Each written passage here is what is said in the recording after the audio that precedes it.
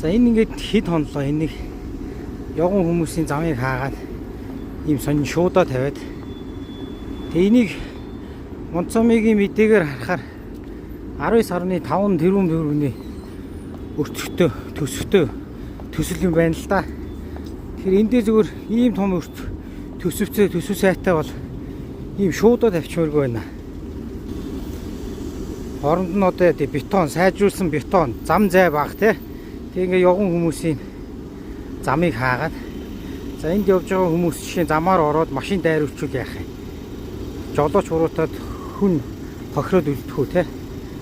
Тэр иймэрхүү юм дээр бас арай нэг төр зүр хийж байгаа ч гэсэн арай юугаа бодмоор байна. Алхаж явж байгаа хүмүүсээ бодмоор байна. Энэ маш олон хүмүүс явдаг шүү дээ энэ хэсэг дээр. За энэ яг нэг Сэлби орчим энэ хавийг хэлж байгаа. Нилээ хэд хонж байгаа. Тэгээ энэ мороны өрөвтэй хүмүүс гомд бичээд байгаа. Авч хилцэхгүй байгаа. Тэгээ түрч гисэн энийг ийм юм хиймэргүй байна.